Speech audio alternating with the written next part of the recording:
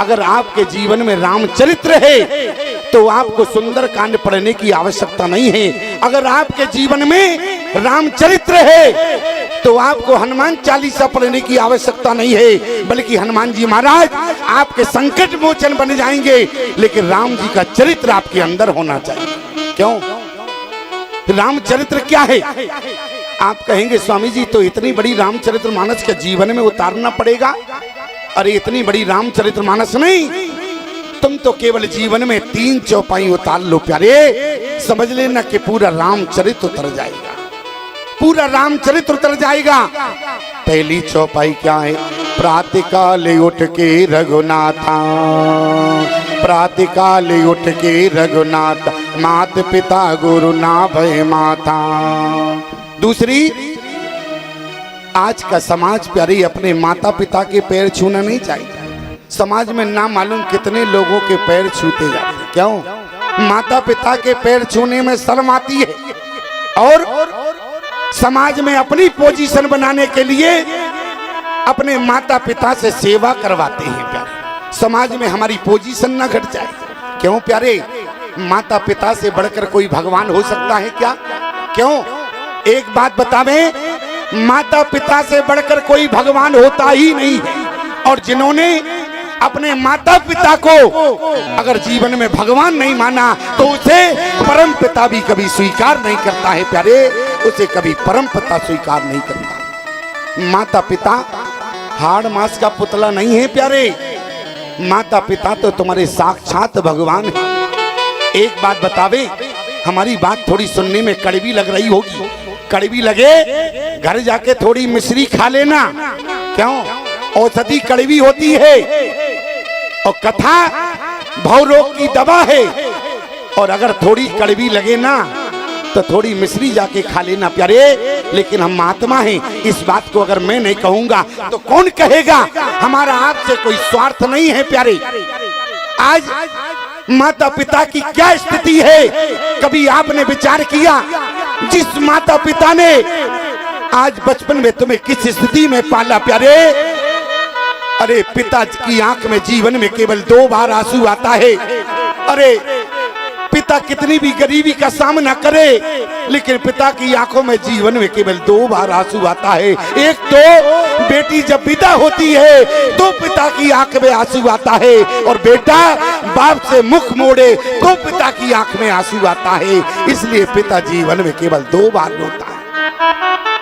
जिस बेटे के लिए तुमने भगवान के आगे मुड़ पटका, आज वो बेटा ही तुम्हारा नालायक निकल गया। क्यों? उस दिन एक माता पिता पर क्या बीतती है। एक बात याद रखना प्यारे, हमारे शास्त्रों में पिता ऋण से मुक्त हो सकते हो, देव ऋण से मुक्त हो सकते हो, लेकिन किसी शास्त्र में माता के ऋण होने वाली बात तो आज तक लिखी नहीं। क्यों? क्योंकि माँ के ऋण से कोई मुक्त ही नहीं हो सकता है। तो शास्त्र में लिखने का मतलब क्या है? माँ के ऋण से जीवन में बेटा कभी मुक्त नहीं हो सकता है, माँ के ऋण से कभी उड़न नहीं हो सकता है प्यारे। एक बेटे ने अपनी मैया से कहा कि मैया, तुमने हमारी सेवा किया, हमने तुम्हारी सेवा किया, तुम्हारे ऋण से मुक्त हो गए। मैया कहने लगी, कोई बात नहीं बेटा, अगर तुमने हमारी सेवा की और ऋण से मुक्त हो गए तो बहुत अच्छी बात है। लेकिन मैया का बुढ़ापा था। एक दिन मैया ने कहा कि बेटा, आज मेरी तबीयत ठीक नहीं है, अगर तुम्हें बुरा ना लगे तो हमारे साथ लेट जाना, रात में उठने में दिक्कत होगी। बेटा था तो अपने माँ के बगल में लेट गया। माँ ने धीरे से रात्रि में पीने वाले पानी का गिलास उठाया, जिस तरफ बेटा लेटा था पीने वाले पानी को वहीं फैला दिया, बिस्तर गीला हो गया। नौजवान बेटे ने कहा, मैया ये क्या किया तुमने, बिस्तर गीला कर दिया, कौन यहाँ लेटेगा? मैया ने कहा, कोई बात नहीं बेटा, तो तुम इस तरफ लेट जाना। बेटा जब इस तरफ लेट गया, माँ ने फिर पीने वाले पानी का गिलास उठाया और बिस्तर फिर गीला कर दिया। बेटे को क्रोध आ गया। बेटे ने कहा, खबरदार, आज लेटा सो लेटा, आज के बाद तुम्हारे बगल में कभी नहीं लेटूंगा, तुमने बिस्तर गीला कर दिया। माँ ने कहा कि बेटा ये तो पीने वाले पानी से बिस्तर गीला हुआ है, तुम्हें लेटने में दिक्कत है। अरे तुम्हारे मल मूत्र में कई रातें इस माँ ने गुजारी, तो मुझे तो आज तक कोई दिक्कत नहीं हुई है बेटा, और आज तुम्हें दिक्कत हो रही है। क्यों? माँ के ऋण से बेटा क्या उरण हो सकता है? लेकिन ऐसा बेटा बेटी आज अपनी माँ से जब सेवा करवाता है तो शास्त्र कहता है वो नरक का कामी होता है। माँ ने मात पिता नहीं देवा। अरे क्या हो गया? अगर क्यों, क्या तुम्हारी कोई पोजीशन घट रही है क्या? अरे माँ से बढ़कर क्या तुम्हारी पोजीशन है क्या? जिस माँ ने तुम्हें जन्म दिया है, आज उसी माँ से सेवा कराते समय तुम्हें शर्म नहीं आती है? अरे माता पिता भगवान हुआ करते हैं। एक बात पूछना चाहते हैं, एक पत्थर की मूर्ति के आगे तो तुम कितना सिर पटकते हो, उसकी प्राण प्रतिष्ठा करने वाला एक इंसान हुआ करता है। एक मंदिर की मूर्ति की प्राण प्रतिष्ठा करने वाला एक इंसान होता है, उसके आगे तुम सिर पटकते हो। और जिस माता पिता में प्राण डालने वाला भगवान है, उस माता पिता को कितना सिर झुकाया तुमने। कभी घर जाकर विचार करना प्यारे, उस माता पिता पर क्या बीत रही होगी। माता पिता सामान्य नहीं है प्यारे। एक बात बता दे, किसी तीर्थ में जाओगे, किसी पुनीत नदी में स्नान करने जाओगे, क्या मिलेगा? चारे पदार्थ भरा भंडारो, चारे पदार्थ भरा भंडारो। पुण्य प्रदेश देशवती चारो, पुण्य प्रदेश देशवती जाओ।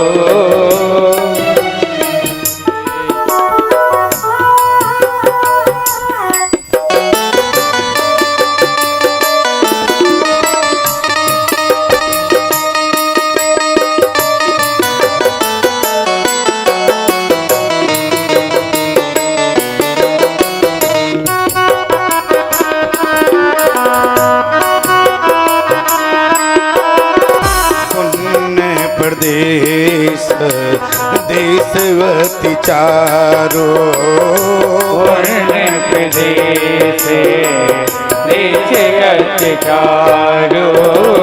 आज किसी तीर्थ में जाओगे मेरे प्यारे, क्या मिलेगा? आखिर में तीर्थ में क्या है? चार पदार्थ भरा भंडारो।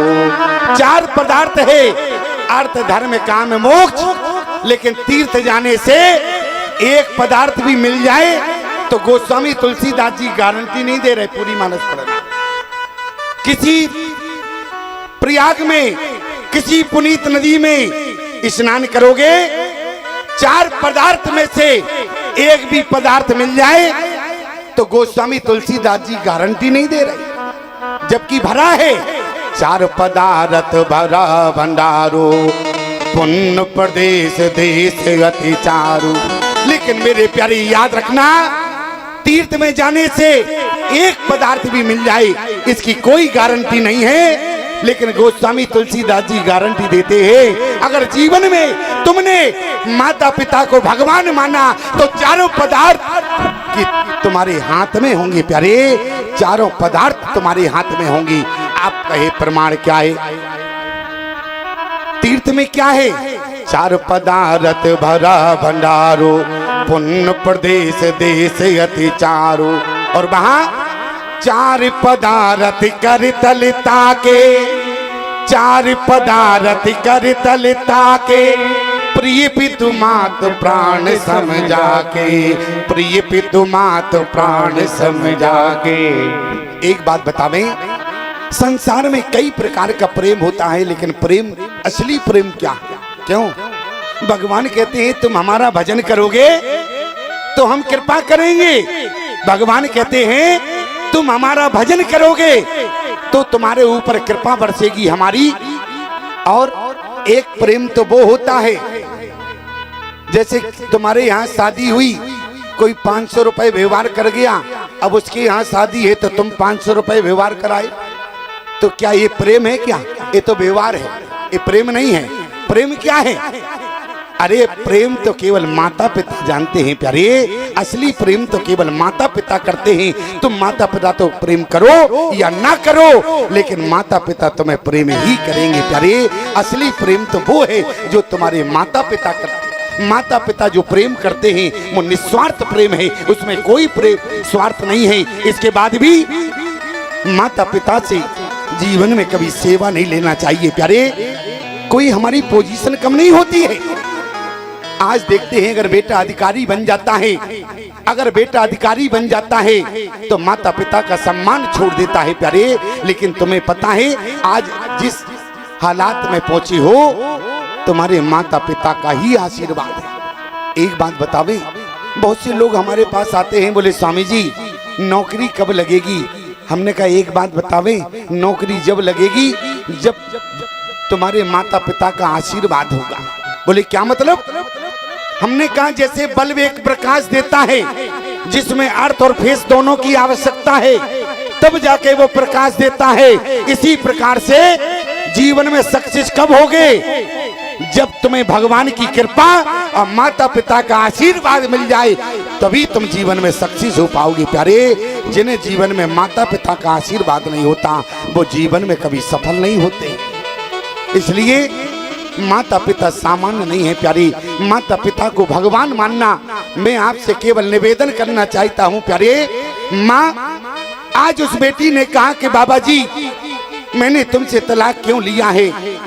जब समझ में आ गया कि तुम भला एक नारी के नहीं हुए, जिस नारी ने तुम्हें गर्भ में रखा, भला तुम चक्कर काटने वाली के नारी के कैसे हो सकते हो? इतना ही नहीं प्यारे, आज बेटी ने कहा अगर आज मैं तुमसे तलाक न लेती तो तुम्हारी तरह मंदिर में के बाहर बैठकर समाज के आगे हाथ फैला के भीख मांग रही होती। जो अपने माता पिता का नहीं हुआ प्यारे, वो जीवन में कभी किसी का नहीं हो सकता है। और माँ सामान्य नहीं है। माँ ने जब तुझे ममता दीनी तब तूने माँ मानी। माँ ने तब तुझे ममता दीनी तब तूने माँ मानी। बेटा तूने दूध की कदर ना जानी। बेटा तूने दूध की कदर ना जानी। मान जब तुझे ममता दीनी, मान जब तुझे ममता दीनी, तब तूने माँ मानी, तब तूने माँ मानी। बेटा तूने दूध की कदर ना जानी। बेटा तूने दूध की कदर ना जानी। 9 महीने तुझे घर में रखा, सारे सुख दुख झेले। 9 महीने तुझे घर में रखा, सारे सुख दुख झेले। 9 महीने तुझे गोद में रखा, सारे सुख दुख झेले। 9 महीने तुझे गोद में रखा, सारे सुख दुख झेले। मन में मोह भूली न समाए जब तू गोदी में खेले। मन में माँ भूली न समाए जब तू गोद में खेले। गोदी खिलाई लोरी गाए, गोदी खिलाई लोरी गाए, कभी सुनाई कहानी। बेटा तूने दूध की कदर ना जानी। बेटा तूने दूध की कदर ना जानी।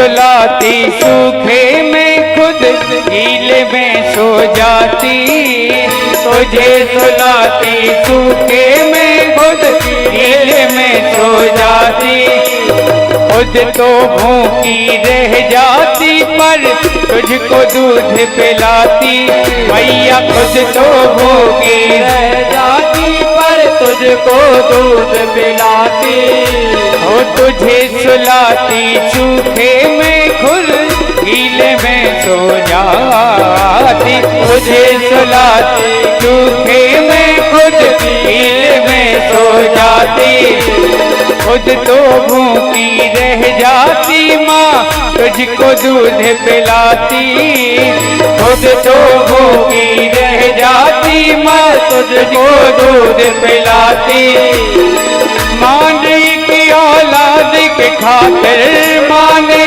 की औलाद के खातिर क्या क्या दी कुर्बानी, बेटा तूने दूध की कदर ना जानी, बेटा तूने दूध की कदर ना जाने, मात पिता जग तीरथ दोई, माँ जैसा स्थान न कोई, मात पिता जग तीरथ दोई, माँ जैसा स्थान न कोई, मात पिता जग तीरथ दोई, माँ जैसा स्थान न कोई, मात पिता जग तीरथ दोई, माँ जैसा स्थान न कोई, ओ माने की औलाद के खातिर, माने की औलाद के खातिर क्या क्या दी कुर्बानी, बेटा तूने दूध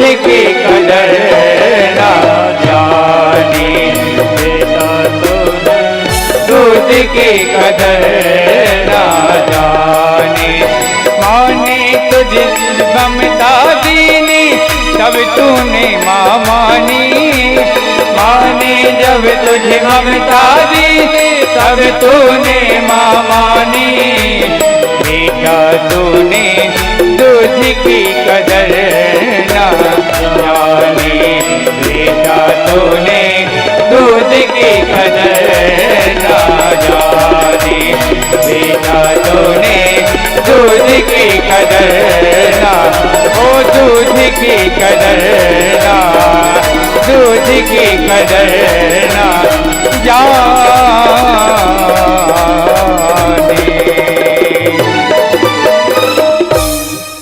माँ सामान्य नहीं होती है मेरे प्यारे, माँ की आंचलनी हर युग में, माँ की आंचलनी हर युग में भगवान को भी पाला है, माँ की चरणों में जन्नत गिरजा और शिवालाए, माँ हिमगिर जैसी ऊंचाई, माँ सागर जैसी गहराई, संसार में जितनी खुशियाँ हैं माँ की आंचल सी आई हैं।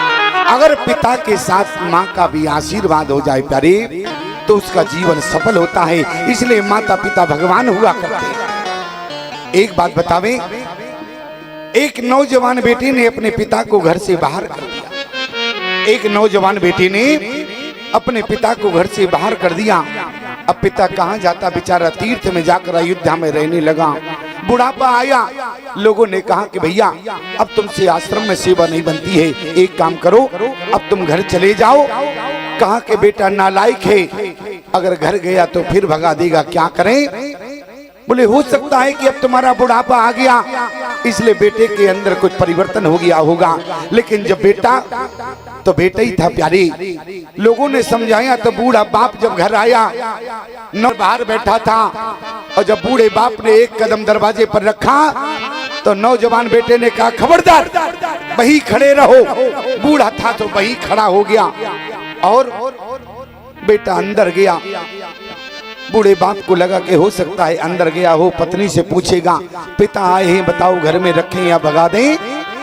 तो उसी समय बेटा जब अंदर से निकल के आया, बेटे के हाथ में 10 मीटर का सफेद कपड़ा था, अपने बूढ़े बाप के ऊपर फेंक दिया, चले जाओ यहाँ से, आज के बाद कभी लौट कर मत आना। बूढ़े बाप ने कहा कि बेटा ये क्या है? आज नौजवान बेटे ने कहा ये 10 मीटर का सफेद कपड़ा है, यहाँ से चले जाओ, लौट के मत आना, अगर कहीं मर जाओगे तो कफन के काम आएगा, साथ में रखना। उस पिता ने जैसे नौजवान बेटे की भाषा को सुना, कपड़े के 2 टुकड़े किए, 5 मीटर बेटे के ऊपर फेंक दिया। बेटे से कहा 5 मीटर तुम रखो। बेटे ने कहा ये क्या कर रहे हो? बोले जैसे मेरा बेटा नालायक निकल गया है, कहीं तुम्हारा भी बेटा नालायक निकल गया तो 5 मीटर तुम रखो, 5 मीटर मैं रखूं, तुम्हारे भी कफन के काम आएगा। इसलिए ध्यान रखना प्यारे, माता पिता भगवान हुआ करते, और माता पिता से जीवन में भूल के कभी सेवा नहीं लेना चाहिए। अरे माता पिता की तो सेवा करना चाहिए। और वो संतान बड़भागी होती है जिसे माता पिता की सेवा करने का सौभाग्य मिलता है। ये मत समझना कि सेवा करने का धर्म केवल बेटे का होता है। सूरदास जी ने क्या लिखा है? माता जानकी ने हनुमान जी से कहा, वृद्ध पिता की कर न सकी सेविकाई, ओ को कपी के बात जटायु, कहो कपी के बात जटायु, कहो कपी के बात जटायु, कहो कपी के बात जटायु, वृद्ध पिता की कर न सकी सेविकाई, ओ मेरे पिता की करे ना सकी सेविकाई। माता पिता की सेवा करने का अधिकार बेटी को भी होता है प्यारे, बेटा बेटी का धर्म होता है। इसलिए माता पिता से जीवन में कभी सेवा नहीं लेना। वो बेटा बेटी बड़भागी है जिन्हें अपने माता पिता की सेवा करने का सौभाग्य मिलता है। एक बात याद रखना, माता जानकी ने हनुमान जी से कहा, मुझ जैसी अभागन बेटी कौन होगी जिसे अंत समय अपने जटायु पिता की सेवा भी न कर पाए। वृद्ध पिता की कर न सकी सेविकाई।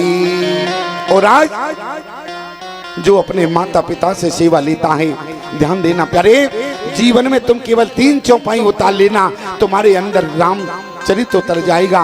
पहली चौपाई क्या है? प्रातः काल उठ के रघुनाथा, माता पिता गुरु ना बहि माथा। क्यों?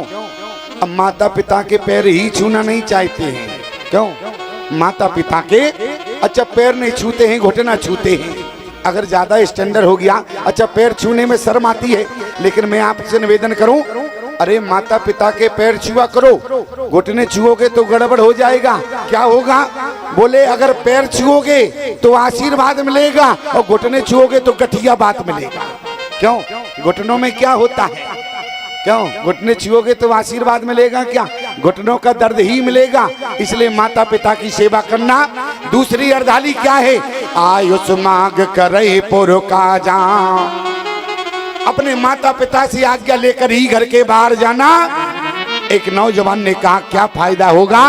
अरे माता पिता की आज्ञा तुम्हारे जीवन का सुरक्षा कवच है। जो माता पिता से आज्ञा लेकर जाता है उनका जीवन में कभी बाल बांका नहीं होता प्यारे, जैसे जाएंगे वैसे ही घर में लौट कर आएंगे। और तीसरी चौपाई क्या है? जननी समझा नहीं पर नारी, धन पराओ विसते विषभारी। पराई नारी को माँ की दृष्टि से देखना। एक बात बतावे, चाहे पुरुष हो या स्त्री हो, अगर पुरुष पराई नारी के ऊपर गलत दृष्टि डालता है तो वो अधोगति को प्राप्त होता है। और चाहे नारी पर पुरुष पर अगर गलत दृष्टि डाले तो वो अधोगति को प्राप्त होती है। जरा मानस का प्रमाण देखो, रावण ने क्या कहा, एक बार बिलोक ममेओरा, लेकिन जानकी ने देखा क्या? जानकी ने रावण की ओर देखा? नहीं देखा। अच्छा, राम जी ने जय सपने पर नारी नहेरी, जय सपने पर नारी नहेरी, राम जी ने अगर देखा तो केवल जानकी की ओर देखा। अगर सती सीता का भेष बनाकर आई तो सती के ऊपर भी राम जी ने नहीं देखा। कहाँ देखा? जोर पान पर वो, अरे जोर पान पर वो, अरे कीन प्रणामो, राम जी ने चरणों की ओर देखा। क्यों? रामचरित्र क्या है? जय सपने ऊपर नारी नहेरी, पराई नारी के ऊपर कभी आंख गलत दृष्टि न डालना। प्यारे, निवेदन करना चाहते हैं, अरे राम जी के समक्ष जिस समय सूर्पनखा आई, राम जी ने देखा क्या? मानस में प्रमाण क्या है? कहाँ देखा? सूर्पनखा की ओर नहीं देखा। कहाँ देखा? सीतये चितये, जानकी की ओर देखा। कहाँ देखा? सीतये चितये कही प्रभु बाता, दृष्टि कहाँ है? जानकी के ऊपर। संवाद कहाँ हो रहा? सूर्पनखा से। क्यों? जय सपने ऊपर नार नहेरी। इसलिए रामचरित्र क्या है, ध्यान देना। अरे जननी समझाने पर नारी, जननी समझाने पर नारी, जननी समझानो पर नारी, जननी समझानो पर नारी, धन पराओ विषते विषे भारी, धन पराओ विषते विषे भारी, जननी समझानो पर नारी, जननी समझानो पर नारी, धन पराओ विषते विषे भारी, धन पराओ विषते विषे भारी। अगर आपने रामचरितमानस के सिद्धांत को अपना लिया प्यारी, तो राम जी के चरित्र उतर गया। एक बात और पूछना चाहते हैं प्यारे, ईमानदारी से बताना, एक पुरुष को स्त्री कितने रूपों में मिलती है? क्यों? 4 रूपों में। एक पुरुष को स्त्री 4 रूपों में मिलती है।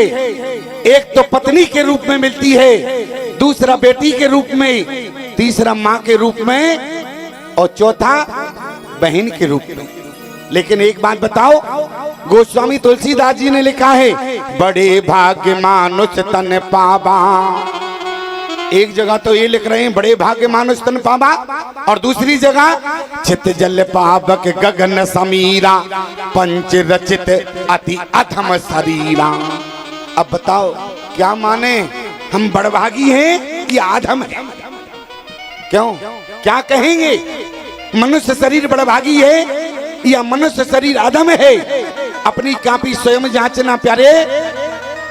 ऐसा तो नहीं है कहीं हम अधम शरीर लिए बैठे हो या बड़भागी है? कौन बड़भागी है? मानस का सिद्धांत कहता है, बाली के शरीर को भगवान ने अधम कहा है। तारा चित जल पावक गगन समीरा, पंच रचित वती अधम शरीरा। तो फिर बड़भागी कौन है? बाली का शरीर अधम है। ध्यान से सुनना, एक मनुष्य को स्त्री 4 रूपों में मिलती है। एक तो माँ के रूप में, बहन के रूप में, बेटी के रूप में, पत्नी के रूप में। लेकिन प्यारे, जो चारों स्त्रियों से अलग अलग व्यवहार करता है वो मनुष्य बड़भागी है, और जो चारों के साथ एक जैसा व्यवहार करे वो मनुष्य अधम कहलाता है। इसलिए चारों स्त्रियों से अलग अलग व्यवहार करना चाहिए। क्यों? माँ से माँ जैसा, बेटी से बेटी जैसा, पत्नी से पत्नी जैसा, बहन से बहन जैसा, और जो चारों से एक जैसा व्यवहार करोगे। बाली ने क्या किया?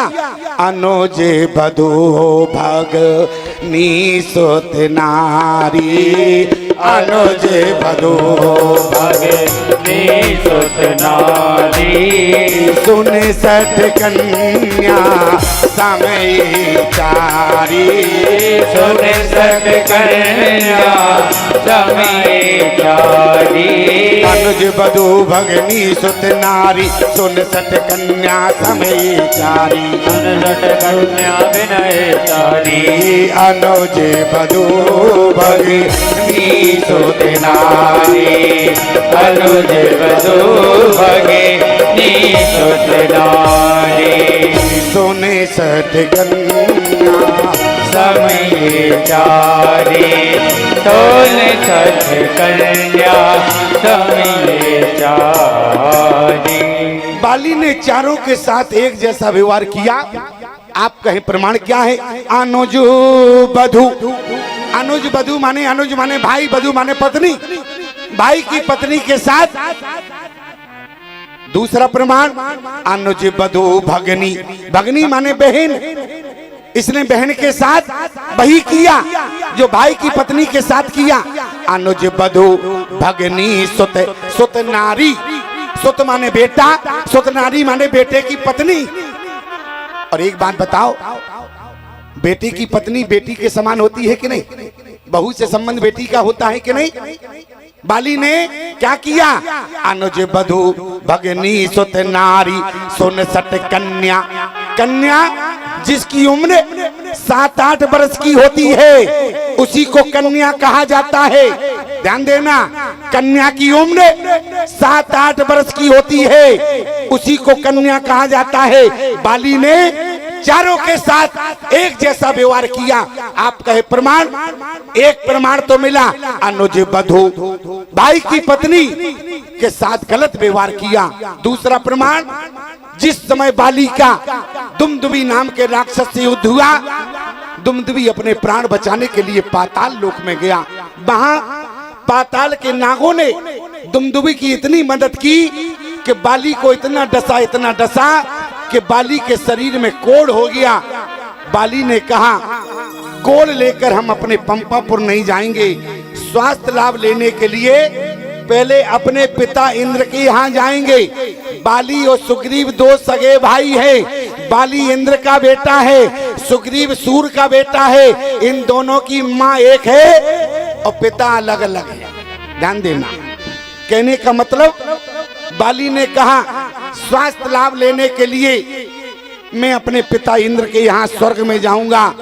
और पाताल से जैसे ही जा रहा था, राजा बलि की बेटी रत्ना इसने देखा, दृष्टि पाप कर दिया।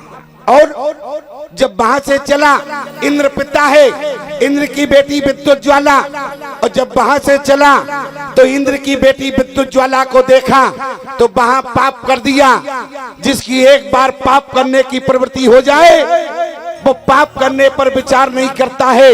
और जिस समय बाली पंपापुर में आया, अंगद की पत्नी सांदवी सरोवर में स्नान कर रही थी, इसने पाप कर दिया। तो बाली ने क्या किया? चारों के साथ एक जैसा व्यवहार किया।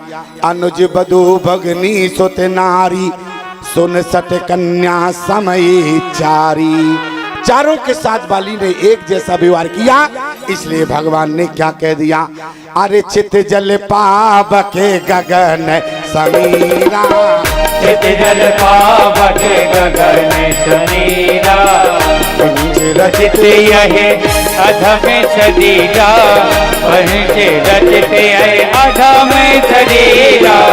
चित जल पावक गगन समीरा, चित जल पावक गगन समीरा, पंच रचित यहे अधम शरीरा, पंच रचित यहे अधम शरीरा।